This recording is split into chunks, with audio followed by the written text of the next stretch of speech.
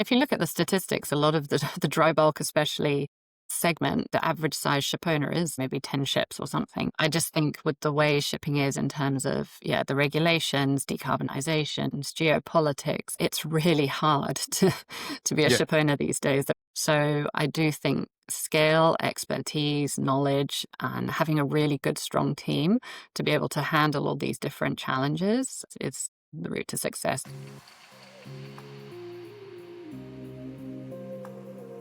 Hello, everybody, and welcome to Undocked, and welcome to today's very special guest, Tabitha Logan. Tabitha, hello. Hi, Raul. How are you? Hi, Nick. Pleasure to be here. Yeah.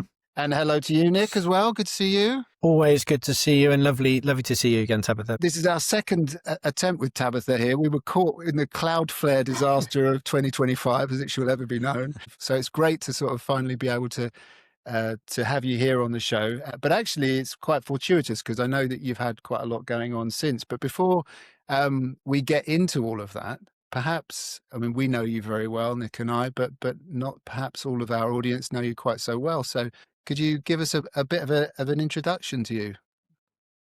Sure. Thanks, Raul.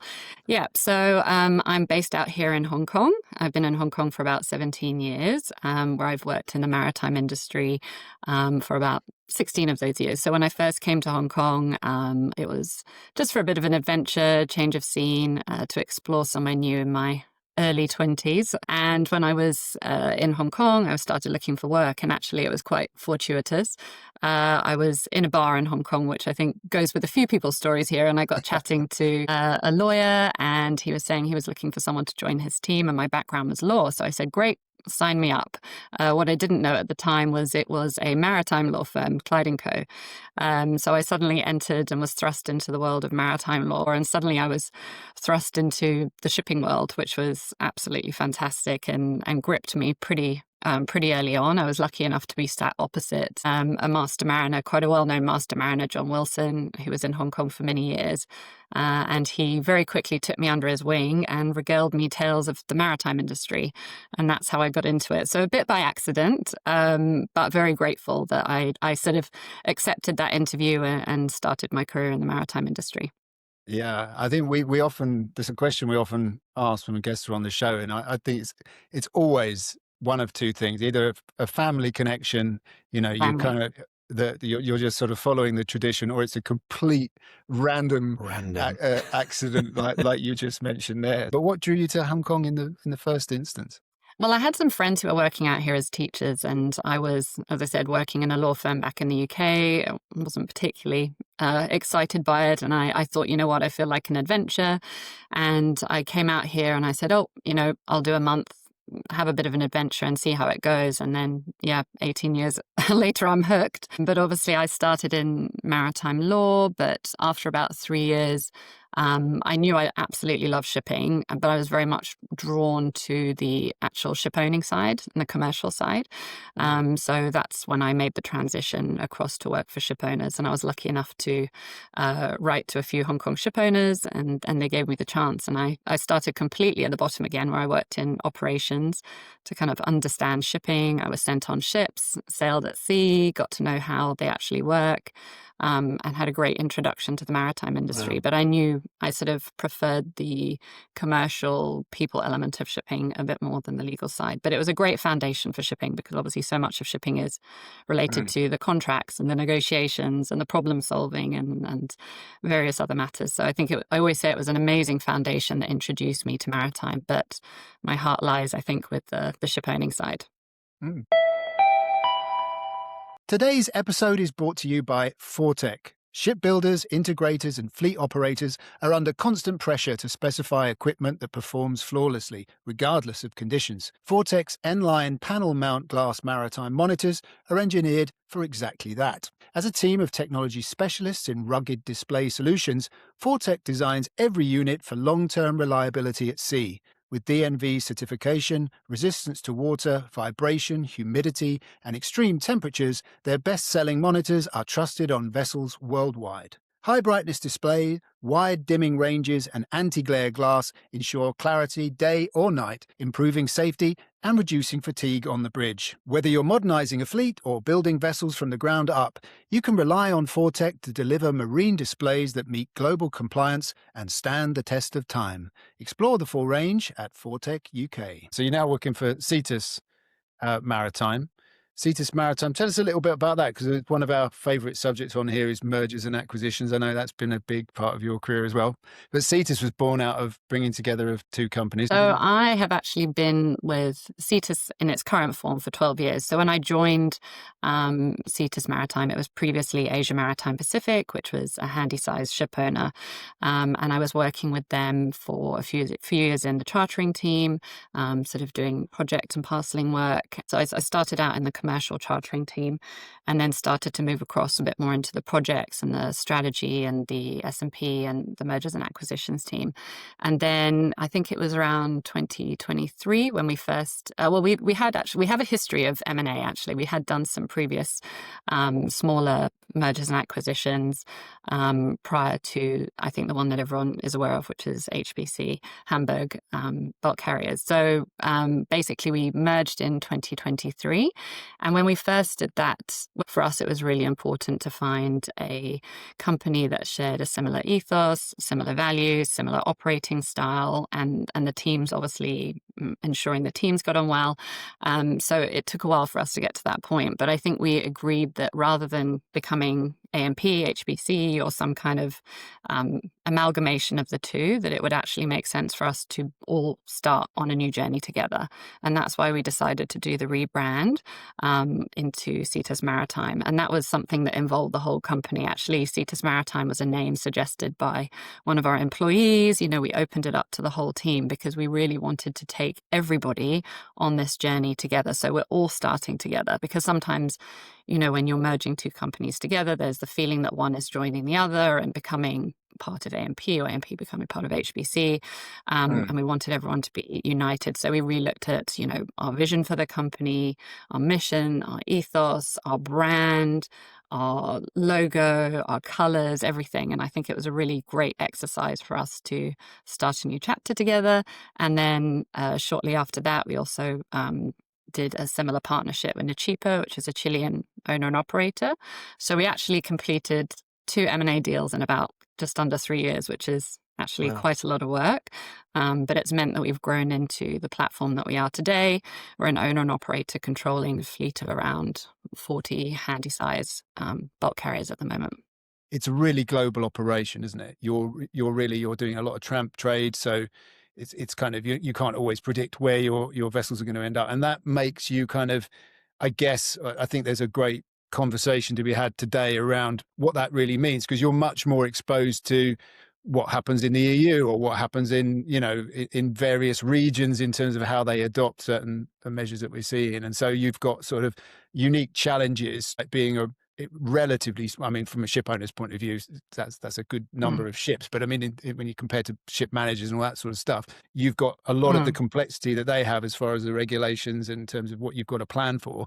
But being a smaller sort of operator. Yeah, and I think that's something that we've always focused on, is having, you know, knowledge on the ground in the places that we trade in. So yes, we do have a large global presence for our chartering team and our operations team. We also have our own in-house technical management, because obviously a number of the trades that we do, and we operate primarily our ships ourselves.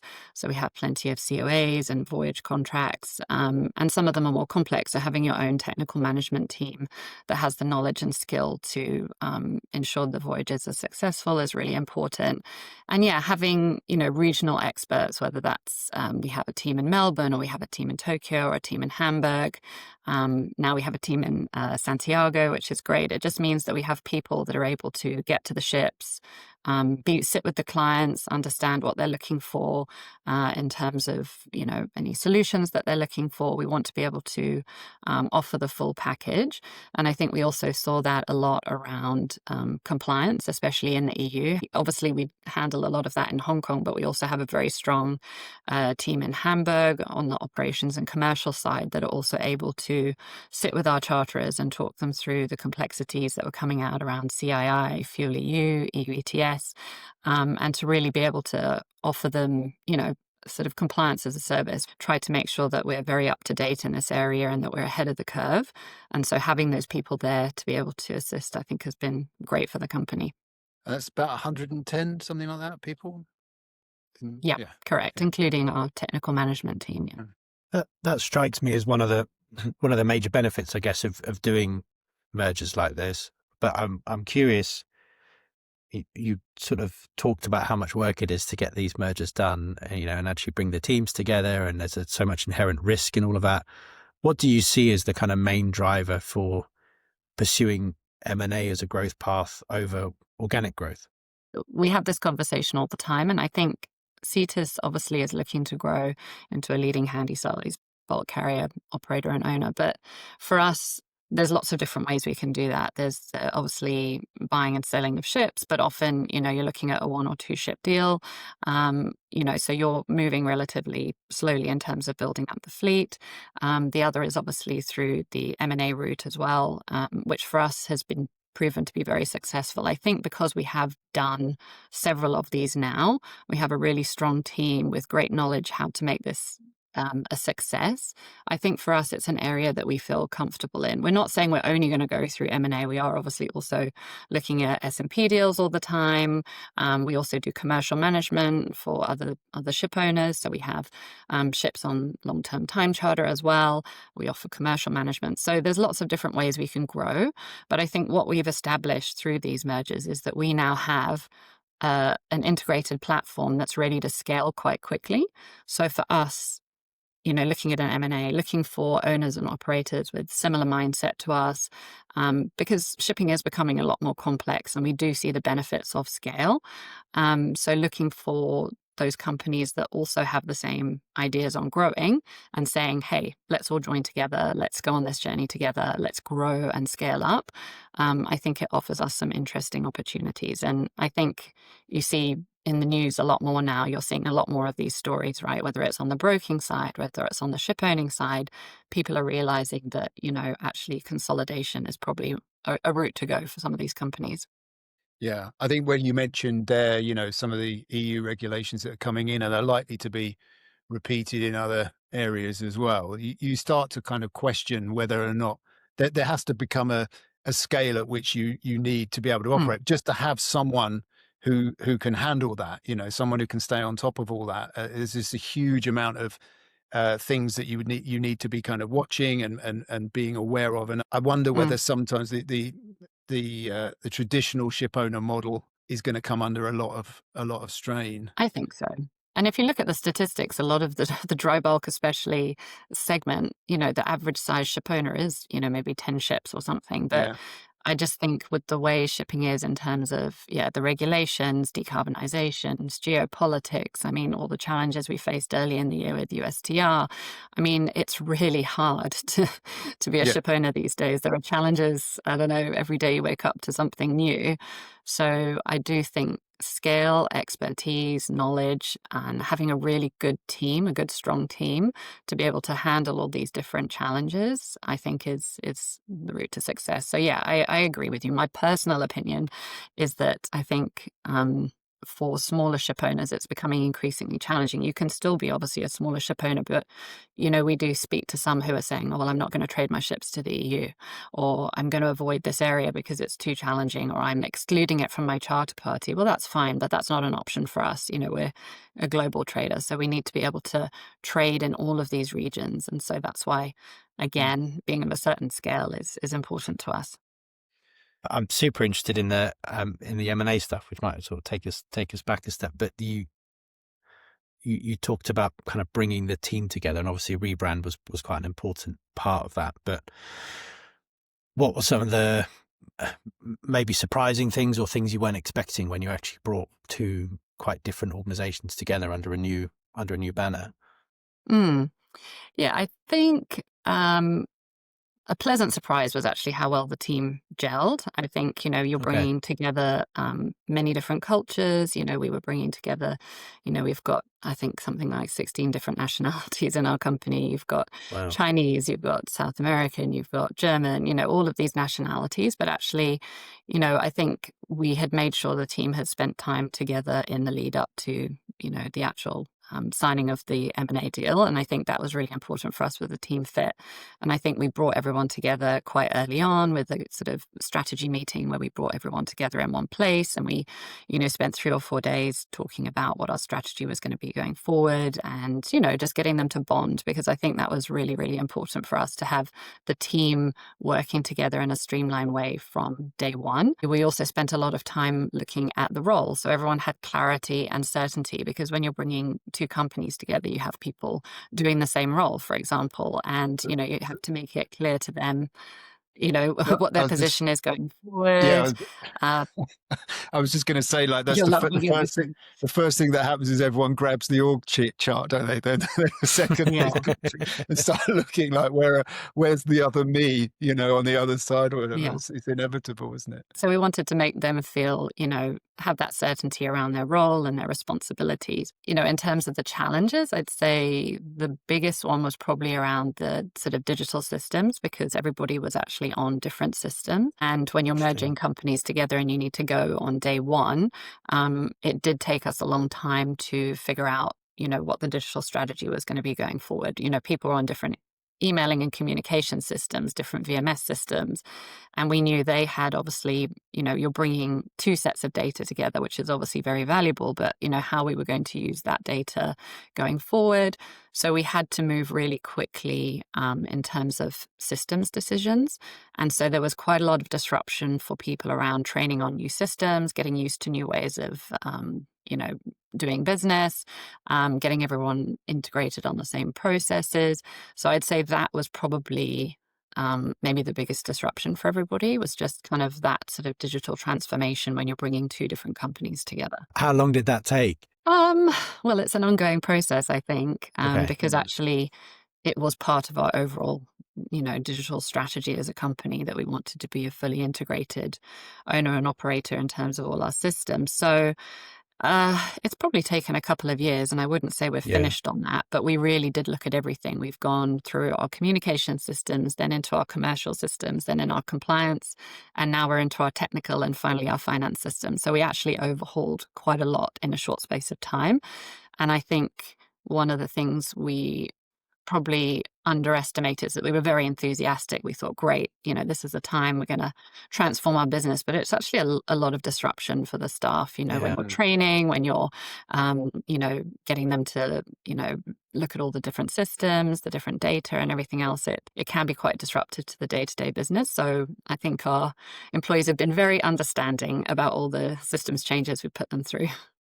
That is one of the most overlooked things, I think, that sort of, because it's so pedestrian, isn't it? Like, what email domain are we on? What kind Yeah. it does, it Mm, seems trivial, but when it's linked to like being able to work live on documents together and things like that, and being able to mm, have shared storage spaces, and a lot of those things, if you leave them too long, they can just start to take, if the hard bit is getting everyone really keen, right, we're ready, we really want to do this. mm. Once you get them there, if you then sort of have all these impediments which just slow,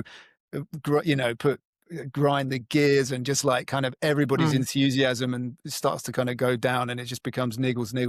It's one of those things that as well should be really simple to solve, but of course the way there's so much legacy in these systems and dependencies, very often you've got systems hooked into vendors kind of ecosystems as well, Yeah, and all that, it's easier said than done really doing it.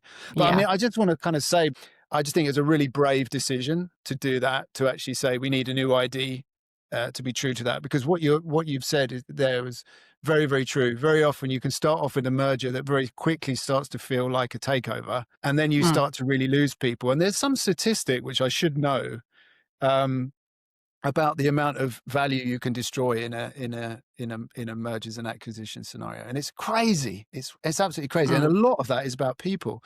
It's about people switching off, either through fear of what's going on. There may be nothing bad happening to them at all, but if you don't deal with the fear, they start to look and Yeah. at moving to other jobs and all that and very Yeah. quickly you can destroy value. So I think it's really, really interesting. I'd just like to kind of really zoom in on that point, because a lot of people, this is one of the real problems, I think, areas of people when they have two companies. Those companies may have equity in the market in terms of brand equity, may be well known by customers and so on, may have invested a lot in growing that brand and all that sort of stuff.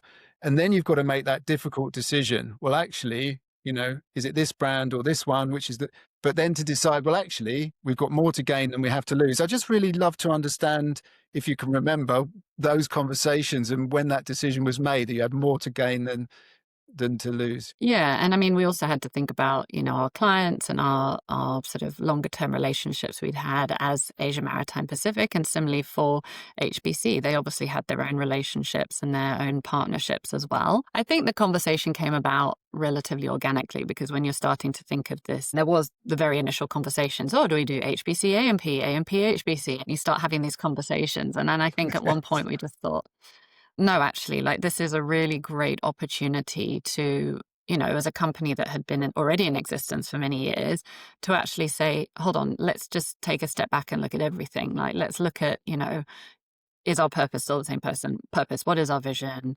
And actually, in so many ways, it's actually been fantastic for our brand. I would say actually Cetus Maritime is probably more well known in the market than AMP was.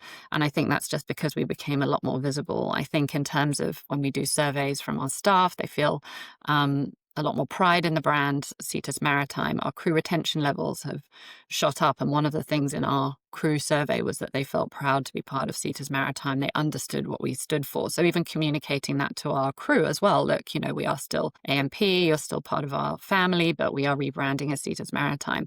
I wouldn't say it's easy to rebrand, actually. It's not. There's a lot of discussions around it.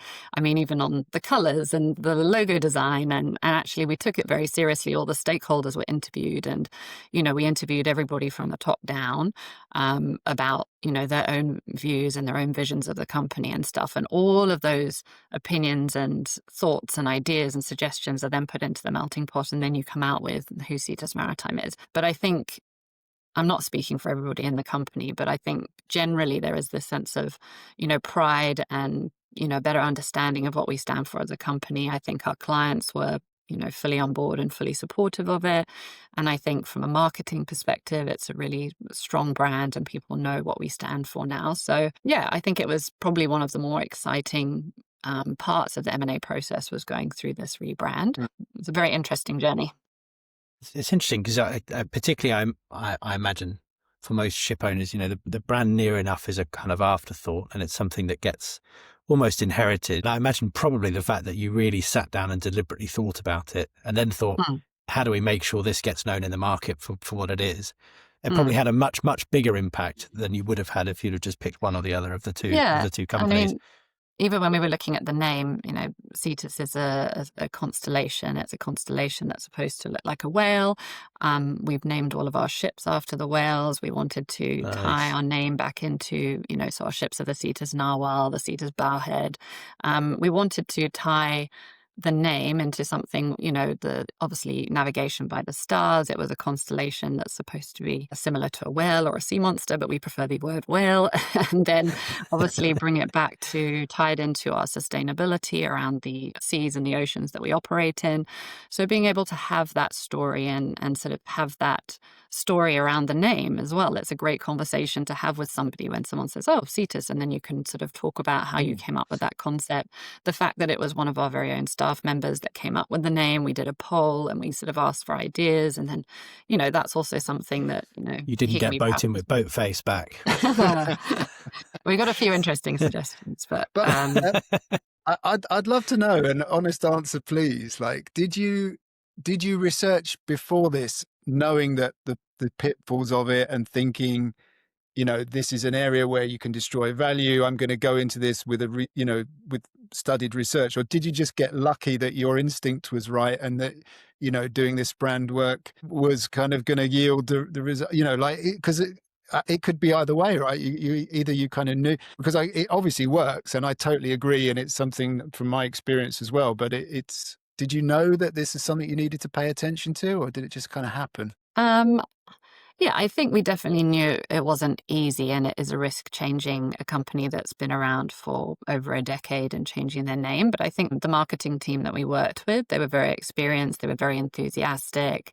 And I think they definitely put us at ease in terms of the process. You know, across the company, everyone had differing levels of enthusiasm around it. But I think by the end of it, everybody was completely aligned that this was the right thing to do. I think, you know, there was probably some people, not speaking for anyone in particular, but who thought, oh, do we need to do this? Some people were like, yes, we should 100% do this. But I think the end result was when we saw it and when they sort of show you what your ideas come to life, everyone was like, wow, you know, that's Yeah. great. We love the colors. We loved the look. We loved the logo. You know, we were like, great, new website. And so I think that enthusiasm came. So probably we were thinking less along the risks and the concerns, and we probably got caught up more in the enthusiasm of the Yeah. process. But in the end, it worked out. So But I think that is the thing that I would encourage anyone listening to think about this is like the process is really, that's where the real value kind of happens, right? That's where you get the alignment. yeah, That's where you bring the stakeholder, you know, it's like the logo need to come out of the process. It's not just like, oh, we'll create a new brand, we'll slap some,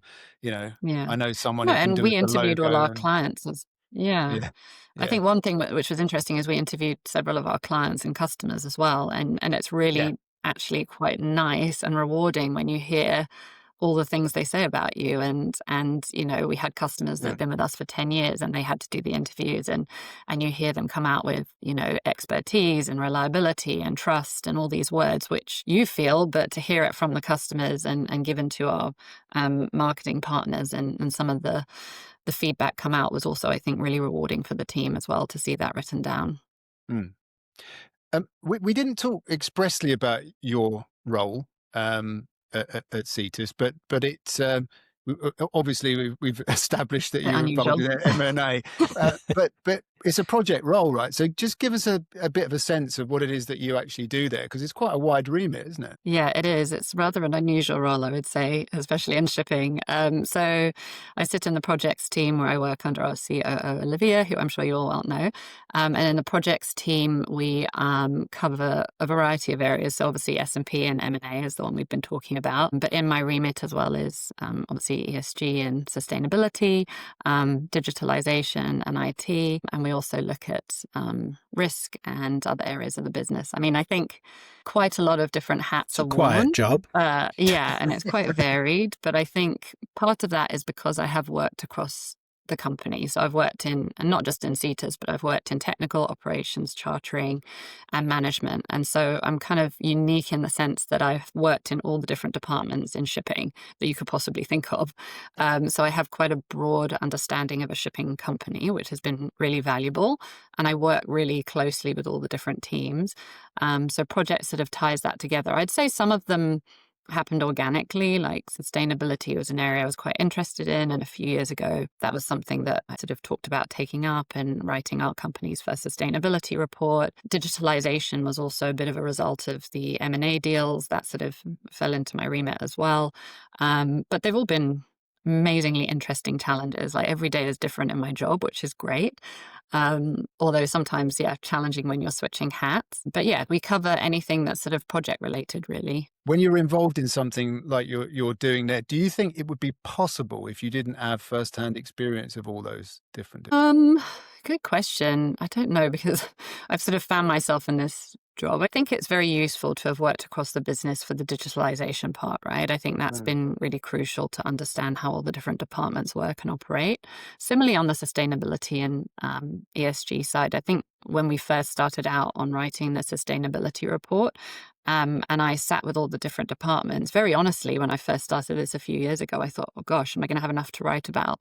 But actually, when you sit and work with all the departments, you find out how much your company's doing. It's just sitting in silos. Because I work with all the different teams, I can kind of break down those silos quite well and sort of understand what each of the different teams are doing and working on and their different pain points. I think it probably has been a big help sort of working across the different teams, to be honest, and having that trust and buy-in from the different department heads when I'm asking them for help in certain projects. Because Nick and I often talk about this, there's sort of little inherent point of friction in the industry at the moment because we've got people coming in from outside maritime who they may be from an adjacent business, not always, something that's high compliance or whatever, but that they bring a lot of new thinking and good expertise in, but very often they lack that sort of inherent knowledge of operations to be able to. So it's kind of it's interesting that you chose to kind of, when you came in, that you actually kind of took a step down and sort of worked in the operations side and have taken all those different roles. I think it's quite unique, really. Yeah, yeah, and I was really lucky. I mean, to be able to go and sail on board bulk carriers and, go in the engine rooms and the holds and understand turbochargers and all of those types of things. I think I was really lucky with this was the very first ship owner I worked at, that they were saying, you know, great, you're here, but off you go sail at sea. You can't be giving the master instructions or asking Yeah. him to do this if you don't actually understand how it works. So I think that was definitely a good learning experience. And then another company, they sent me to work in the technical management office in Mumbai for a few months, and, to understand the actual workings of, the ship management side. So I've been really lucky, I think, with the companies I've worked at, that they've given me the opportunities. And, I'm the first to say, I'll put my hand up if I want to. I quite like doing a varied role, to be honest. So if I see something that I'm interested in, like I did at Cetus, I put my hand up and the company's like, sure, yeah, go give it a go. Let's see how it goes. While it's unusual to have this quite varied role, I think it's been really rewarding, because in a way they're quite separate things, but they are all aligned. When I'm looking at our decarbonisation strategy and our sustainability and our data sets, that's also relating to our systems and how clean our data is, and our digital systems. And then when you're looking at sort of M&A deals and everything else, in a way it all does link up together. It's just sort of, we put different titles on it, but I think actually they're all quite integrated together. That strikes me as quite rare these days for someone to get to, early in their career to get, to just kind of go on a rotation and work in lots of different departments, but particularly to actually get to go out on a ship. Of I just wonder if, reasons, it's not as would easy that as it happen? was Would that maybe. happen today if someone was joining the industry? I'm not so sure it would, but I think it's massively valuable. Yeah, and I think, Raoul, you said something earlier about, we've been thinking a lot about the workforce of the future and how, you will probably have more sort of tech and IT savvy people being brought into shipping companies. But the way I see it is that you really have to have that shipping expertise sitting alongside it.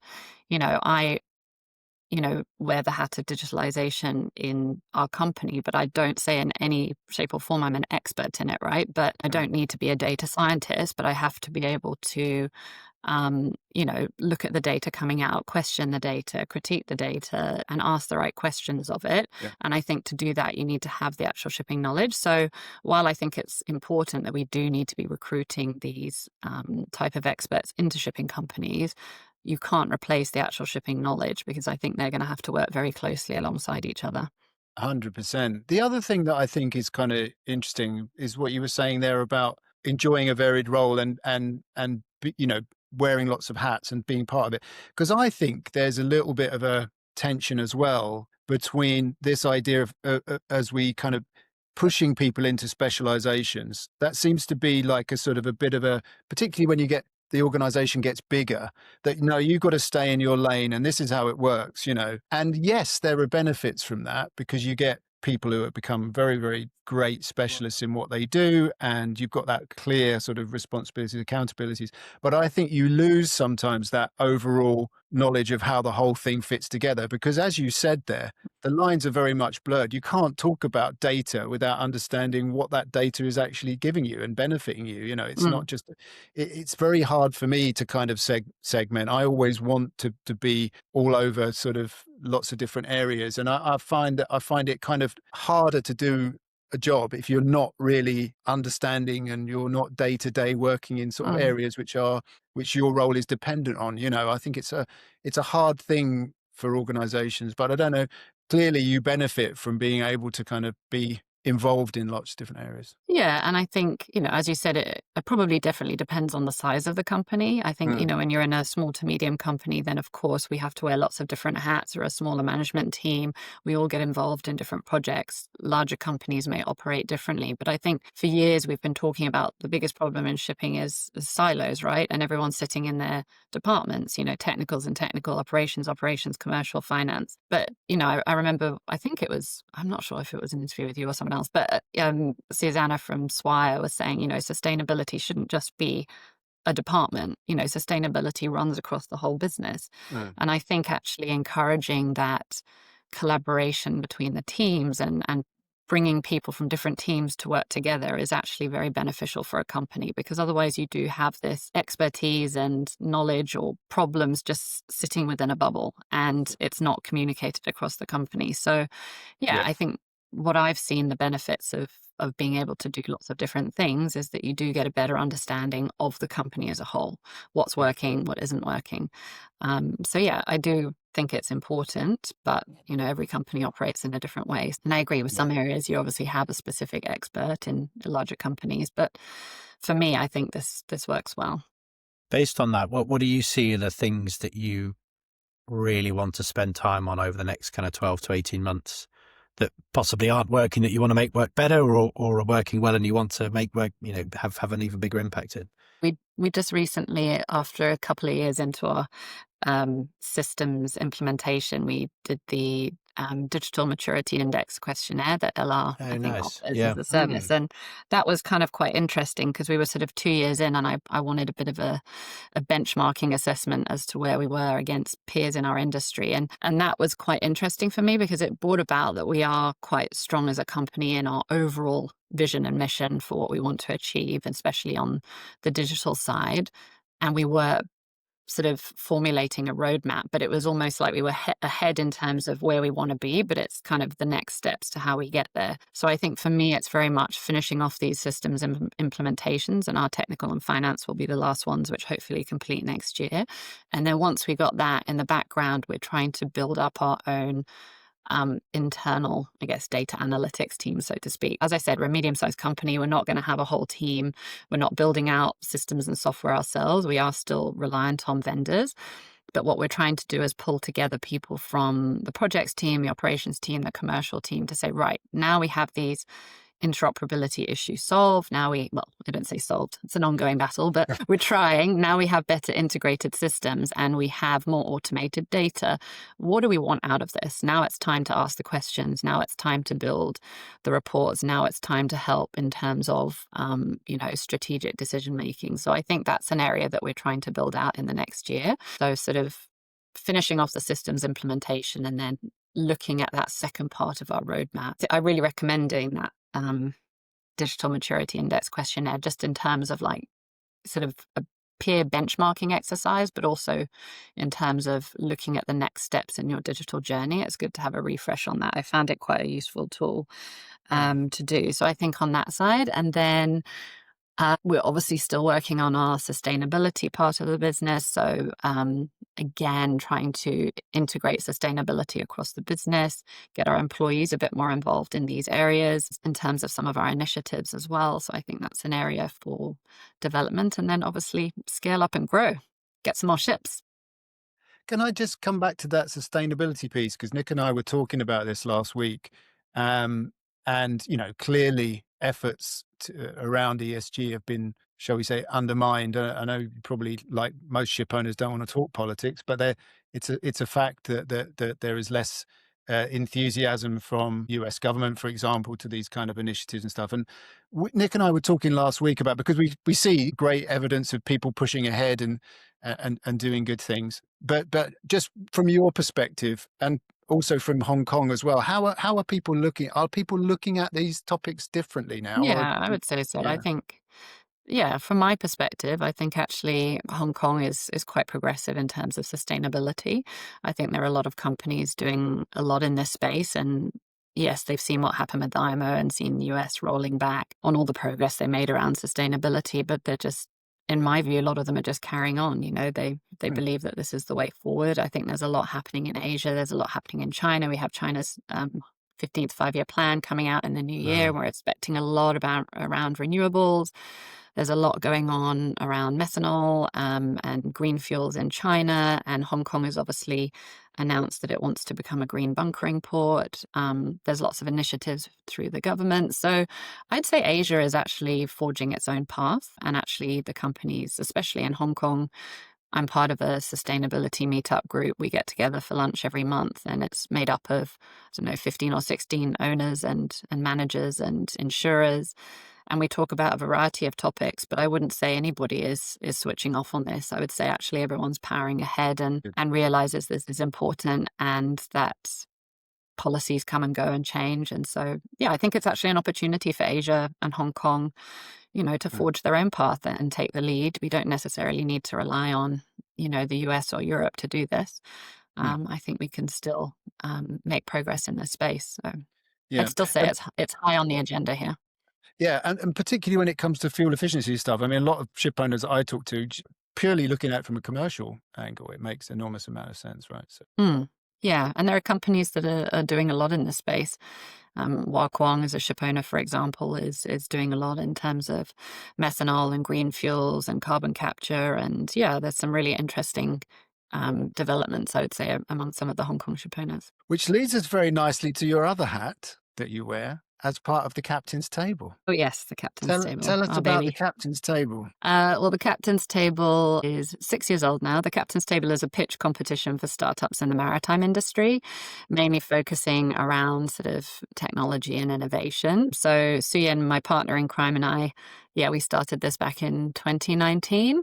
At the time, we have various networks that we've run for years around young professionals and networking events and promoting the maritime industry. And we started to get approached by a number of startups that were looking to come to Asia and didn't really know who to approach, how to approach in the Hong Kong and Asian shipping industry. And we were talking one day and we said, why don't we try and do a Dragon's Den or a Shark's Tank type show for the maritime industry? We thought it would just be a small scale event that we started back in 2019, but 6 years later, it's a global event. We did events this year, it's not over yet, in Dubai and in London, and we're looking at Posidonia and other places next year. And obviously we have our event in Hong Kong every year. It's a passion project of ours, working with these amazing innovators and startups and seeing what they're doing to basically propel the industry forward. It's really rewarding, actually, really good fun.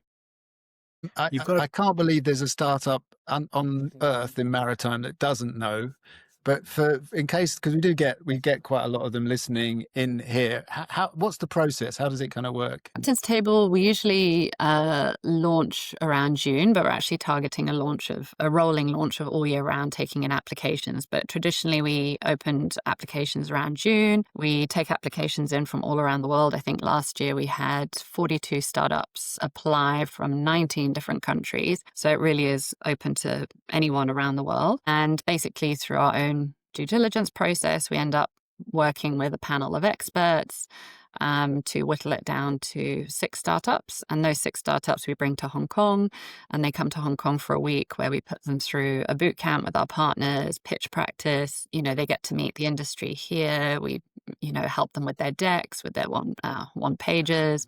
And then the end result is them pitching on stage to a panel of judges and obviously a live audience as well. And we stream it live as well. So we tried to make it like a TV show. So it's streamed live online and Splash and various other channels. And they can win $30,000 and then we get pro bono legal advice from HFW. We get support from Lloyd's Register. I mean, this year we had an investment pledge from Portline and YC Ventures for $50,000 and $40,000. So there's also investment opportunities as well. So it's really grown. And I think what's most important to us is this is a collaborative community initiative. So we're fully supported by the industry. We operate as a nonprofit, and basically we look at industry collaboration. So in terms of what solutions we're looking for, we do roundtables with the industry. So we talk to them.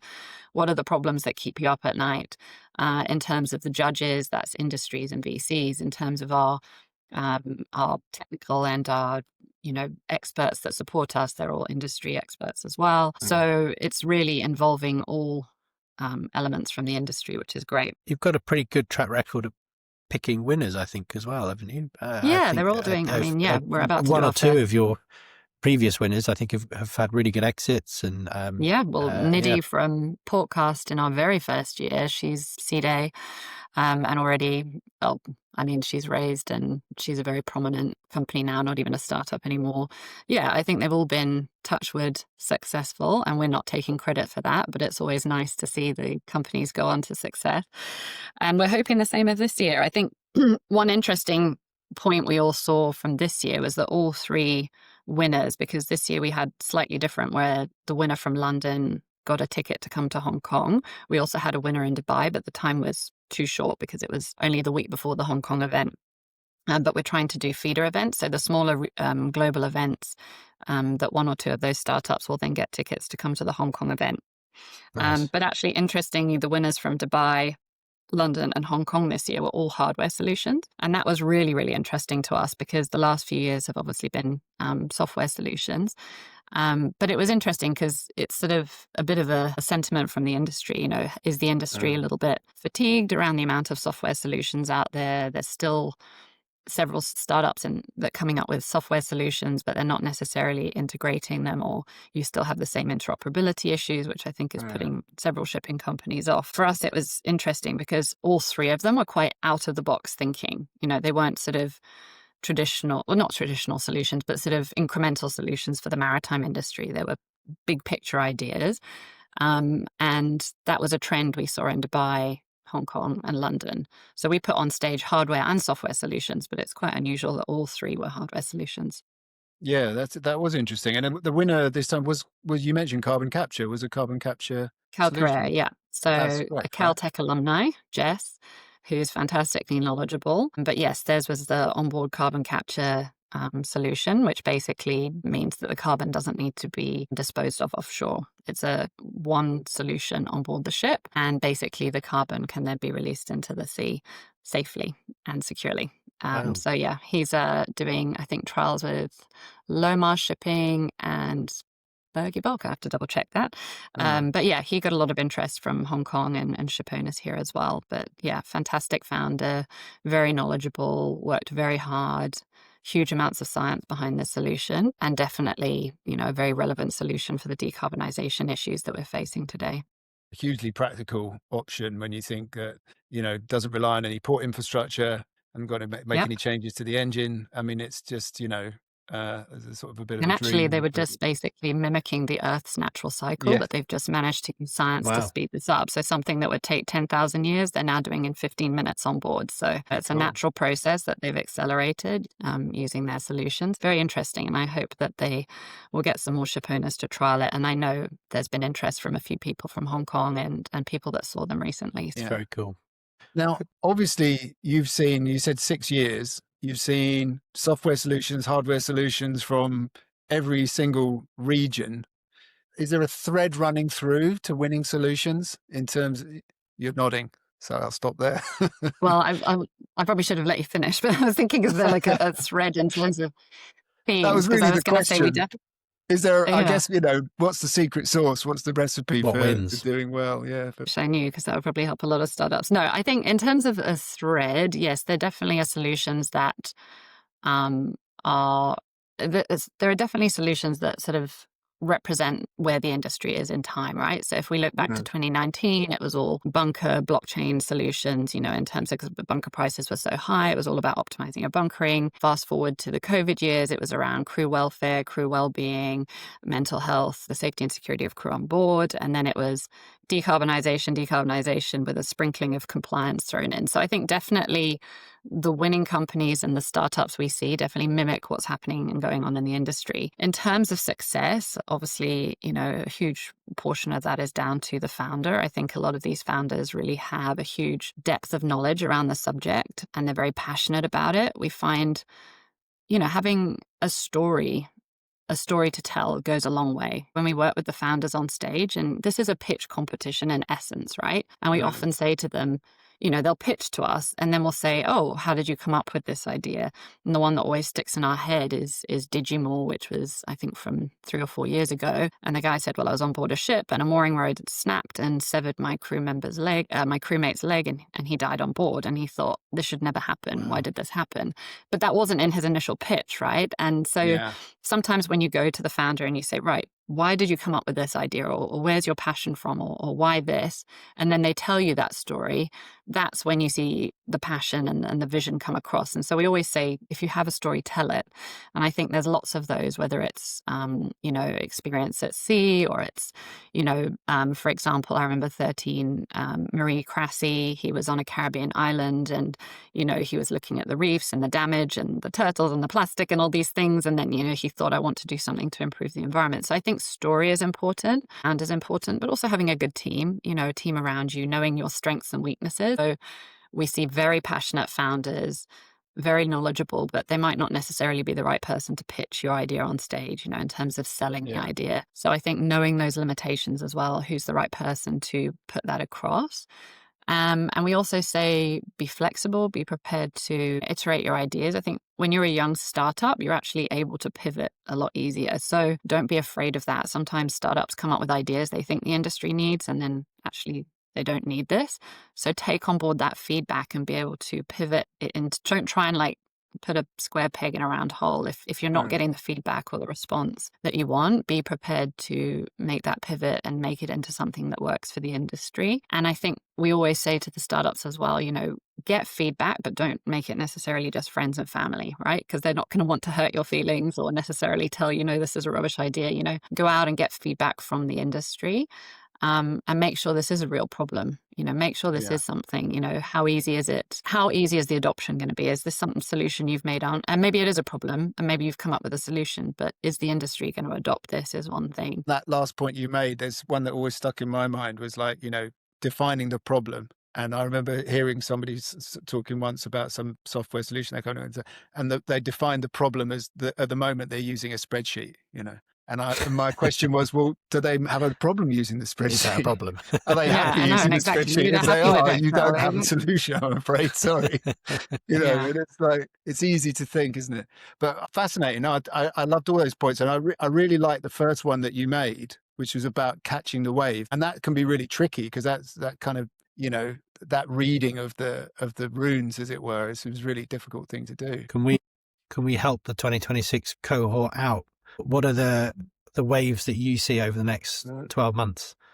Actually, this year was such an enjoyable year, because we really did see out of the box, moonshot ideas, which was great. And I think at the end of the day, that's what we're trying to do. I mean, there are some really interesting solutions out there, whether it's voyage management systems or voyage optimization, but, people are quite familiar with those solutions now. And when we started in 2019, the idea of a shipping startup was still relatively new. Now there's many, many startups, right? And we're conscious that, we don't want there to be fatigue around this, or people saying, oh, if, I'm seeing 10 startups a week email me with new ideas. We're really trying to make sure that we're picking out the unique ideas, that's something different, predicting the problems of the future for the maritime industry.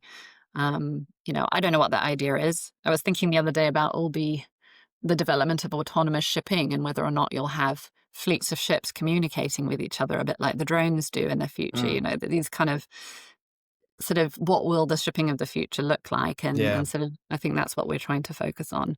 And to support these startups is really hard. It really is. You see them really put blood, sweat and tears, and it's also our responsibility as an industry, I think, to work with these companies. Sometimes just sitting down for an hour with them and letting them pitch to you and ask questions of you, or, we're quite open. I'm happy as much as possible to share data with companies or give them feedback, because that's what they need. And if we're looking for solutions, it's up to us as an industry to work with these companies. In the episode we did with Bill Dobie from Sedna, he was very clear on that, wasn't he, Nick? He's like, write them a check, even if it's for a small amount, show some commitment, get involved, support them. Putting your ship owner's hat back on, because we've talked about big system integration projects. You've also mentioned building out a kind of data analysis capability internally within the organization. And now we're talking about working with startups. Those are three very different approaches. How do you determine what falls in which bucket? I think, as I mentioned before, for us, it's very much about the systems for us at the moment. So focusing first and foremost on that. When I talk about the data analytics side, that's sort of more of our future planning. So I don't think we're Right. quite there yet in terms of setting that up. I think we've still got a bit of work to do on our sort of internal systems first. And in terms of working with the startups, I think that's definitely something that I'm working on quite closely with our technical team. I think that's an interesting area for them. I think that's somewhere where we have not done as much on in terms of our digitalization roadmap. So looking at AI solutions around route optimization, digital twins, things like that, sort of on the innovation side, I think that's something we'll be working quite closely with our technical team on in the next couple of years. You've already got like this incredibly intense and wide-ranging job. And then you've got captain's table on top. How complementary is that? Are the two hats that we've been talking about today? How does one help the other, as it were? Yeah, I mean, I think at Cetus, we're trying to be ahead of the curve as much as we can, especially for the work we do with our clients and our customers. So I think being able to work with these, innovative startups that are looking to problem solve for the future is definitely a benefit. I think it's really helped my own knowledge and understanding about areas that I wasn't familiar with. I wouldn't say I was, particularly an AI expert, but working with companies that are using AI on the hardware side. I mean, again, learning about carbon capture and carbon capture solutions and limestone and, the chemical processes behind it, looking at the alternative fuel solutions like BioBright, which is tackling the problems of emissions both in the air and in the water in ports using algae. All of these amazing innovations. I definitely think it helps my knowledge. And in terms of our, job, it's great to meet some of these startups and see actually whether or not they can solve for any of the problems we have internally. And likewise, is there anything, as a ship owner and a technical manager and an operator, we have lots of different data sets, right? And we have ships as well. So if there's any way that we can help and support these startups, then obviously we'll do that as much as we can. So I think they're definitely complementary.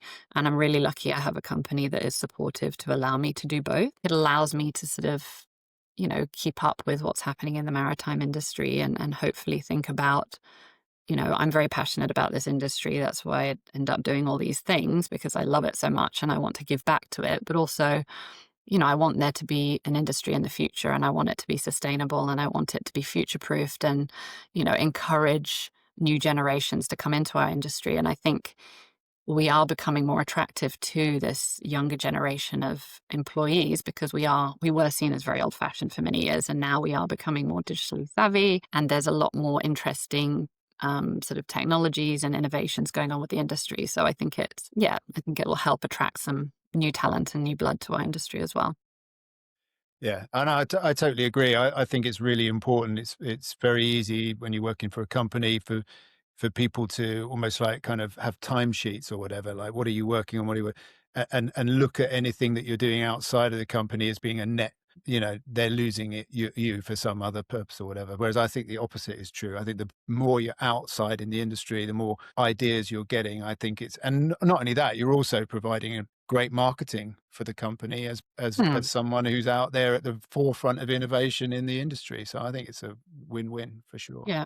Just one on there because I think it's something that I should have asked you earlier, but it's one of the things you mentioned in the tips for how to succeed in that was team. Now, obviously, from an investment point of view, when you're looking at investing, that's one of the things that you really look at in there in terms of, how strong is the team, where are the single person dependencies, all that sort of stuff. I feel like that's something that's often overlooked with founders because founders kind of, they're sort of quite happy to be the champion. They can't imagine a situation where they won't be there driving it forward and stuff. So I think it's kind of maybe an interesting advice point for people. How does the sort of judging panel look at the team? What is it they're looking to see from a team? I think in terms of team, they look at obviously uh, three parts of it. Obviously, the founder, his pedigree, his expertise, his knowledge, his passion and all of that. Then they look at the team around. I think sort of sales team is somewhat underlooked because when you're a startup and you're having to knock on doors and you're having to get in front of the right people, having a really good salesperson is really, really important. And I think often founders are trying to do a bit of everything, right? They're trying to develop the project, can't speak, develop the product or develop the solution, work on the technical side. Then they're also dealing with potentially the fundraising side. Then they're also trying to follow up on leads. And so I think having a good salesperson who has, knowledge of the market, knows how to sell the product and get the value of the product across. Like sometimes they're quite technical solutions, right? And when you're sitting across the room from someone, you don't want to get caught up in the weeds of all the sort of science and chemistry behind it, but having someone to really demonstrate how this will increase your efficiencies, how this will save you in terms of costs and something that's really integral. And then they also look at the board in terms of like who you have supporting you, in terms of, industry experts, consultants, people that are supporting you from a financial point of view, like who's actually behind the money as well. So I think they look at all of it. But I think in the past, there has been some hesitancy around single founder companies because I think it's just really impossible to do it all. You have to know your own strengths, as we said. And we have seen some founders have absolutely brilliant ideas, but in front of a shipping person, not be able to communicate it. And you get so frustrated because you're like, it's a really good idea, but they're just not quite getting it across. So I think that's really important. It amazes me how often, I'll have a founder say that they're struggling to sort of break through in the industry or struggling to get POCs signed. And then when you ask them to talk you through the product, they launch into this like 15, 20, 25-minute really in-depth technical explanation of how the thing works. And then you kind of sit there at the end of that when they finally draw breath and you just be like, I think I know what the problem is. We've not mentioned the shipping company once. Yeah. Now, you mentioned team, and earlier on you mentioned your partner in Captain's Table, Su Yin. Do you remember the actual moment when you kind of conceived of this idea? And can you describe that moment? Yeah, definitely. I think it was very uninspiring. We were just in a coffee shop in Pacific Place in Hong Kong. And I said, have you ever watched Shark's Tank or Dragon's Den? I think we should do this. And Sue was like, okay, here we go again. But yeah, no, immediately we were like, yes, this will be great. And then 2019 was an eventful year in Hong Kong. I think we were having protests and all kinds of things. And we thought, oh God, is anyone going to come? But we ended up, I think about 150 people came through. Wow.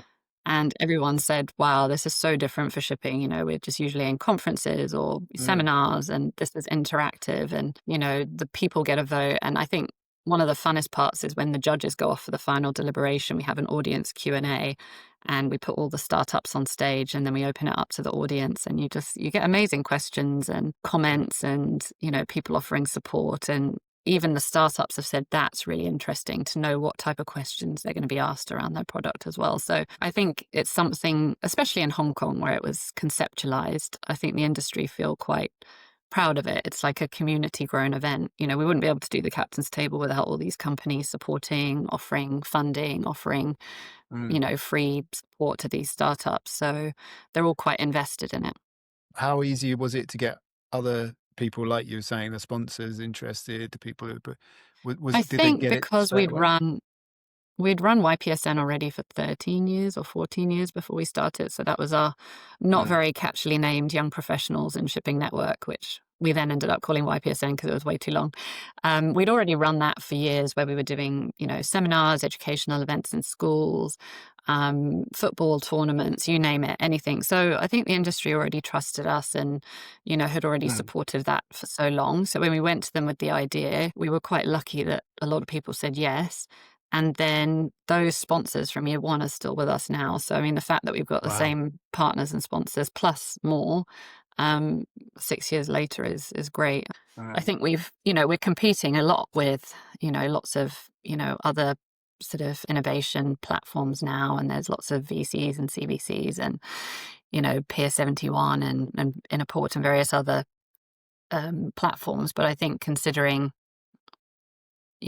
what we've achieved in those 6 years, we're definitely up there in terms of competing with them. And the startups definitely give us a lot of really positive feedback about what they get from it. So Yeah, as long as they're happy with it, we'll continue. What are the dates for 2026 if a startup wants to join or apply? Well, we do it during Hong Kong Maritime Week. I'm not sure if the dates have been announced yet, but it's usually about Okay. the second or third week of November. But we're going to put the applications live from January on our website so people Oh, can start nice. Okay. applying because we're going to do a few events globally. So And what's the website? Where should people go? captainstable.hk. Awesome. The other question that I think would be remiss if we didn't ask you is that I think there'll be a lot of people looking at this and thinking, clearly you've done you've made a lot of right calls in your career and you've done a lot of things right in your. What's the if you can, one piece of advice that you would give anybody that's looking at you and going, that's someone I aspire to be. I'd like to have a career like that. I'd like to have a job that I go into and love every morning. And Oh, gosh. Or maybe every morning was an exaggeration. I don't know now. Some days are challenging. No, I think, I don't know. I think for me, shipping, if I go back to the journey of when I started and where we started YPSN, I think it's because it's a people-driven business. And I think having a strong network is really crucial. I've been really lucky to have some really great bosses and really, great supporters in my career who've pushed me forward. I've not been afraid to ask for opportunities. I always say the worst thing someone can say is no, right? So why not just ask? So don't be afraid to ask. Don't be afraid to make mistakes. And I think just find your champions. So find your community around you, whether that's, a boss or, a peer or just great colleagues. Like I work with some amazing women at Cetus Maritime. I think we're quite unusual in that sense that we are quite a female dominated shipping company here. But, they've also been great supporters, of my career and sort of propel each other up. So I think work on your network. I think that's really crucial in shipping. It is still a people business. Most of the jobs I've got have been through word of mouth or, meeting the right person at the right time or something. So I think I think having a good, strong support network around you. So you can ask them for any advice or if you're having any wobbles or, you want to sort of take the next step in your career. But yeah, just ask. That's what I say.